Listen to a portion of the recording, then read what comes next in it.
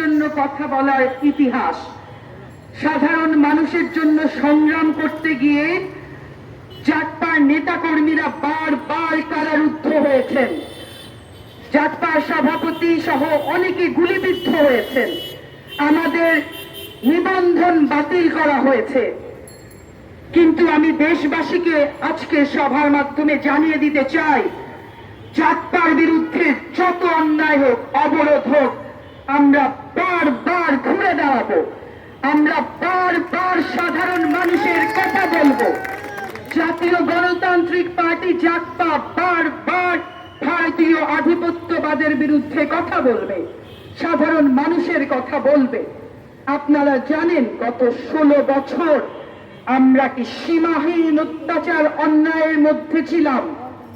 দ্রব্যমূল্যের ঊর্ধ্বগতি ছিল, ধর্ষণের নগরীতে পরিণত করা হয়েছিল। সাধারণ ছাত্র জনতা অভ্যুত্থানে সেই 16 বছরের ফ্যাসিবাদ সরকারের পতন হয়েছে। কিন্তু আমি দুঃখের সাথে লক্ষ্য করছি সেই ফ্যাসিবাদকে একটা পুনর্বাসনের চেষ্টা চলছে। আমি পরিষ্কার বলে দিতে চাই যে ফ্যাসিবাদকে আমরা দূর করেছি। বাংলার মাটিতে আমি আর আওয়ামী লীগের রাজনীতি দেখতে চাই না। বাংলার মাটিতে ভারতীয় আধিপত্যবাদ দেখতে চাই না। দিল্লিকে পরিষ্কার বলে দিতে চাই, আমরা একটি স্বাধীন সার্বভৌম রাষ্ট্র। আমাদের দেশ কিভাবে চলবে?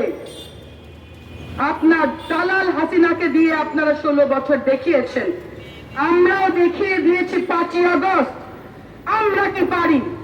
ভবিষ্যতে যদি ভারতীয় এবং এখানের আওয়ামী দালালরা কোনো চক্রান্ত করেন, তাদেরকে হুঁশিয়ার করে বলতে চাচ্ছি, দেশবাসী আপনাদেরকে রুখে দিবে।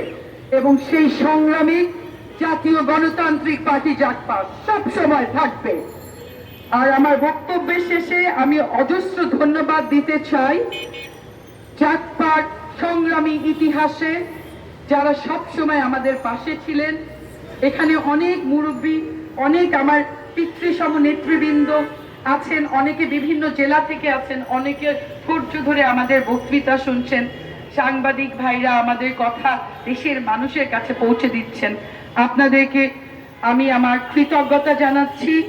এবং আমাদের দলীয় মুখপাত্র যে আমাদের নেতা রাশেদ প্রধান যেভাবে এই দলটাকে ধরে রেখেছে, তাকেও আমি একটু এই প্রতিষ্ঠা বার্ষিকীতে শুভেচ্ছা জানাচ্ছি। এবং আপনারা আমাকে বক্তৃতা দেওয়ার সময় অনেক সময় বলেন যে শফিউল আলম প্রধানের সুযোগ্য কন্যা। আমি বলতে চাই শফিউল আলম প্রধানের সুযোগ্য সকল নেতাকর্মী, আপনাদেরকে অনেক ধন্যবাদ। বিজয়ের পথে যাত্রা শুরু, জীবন অথবা মৃত্যু। আসসালামু আলাইকুম।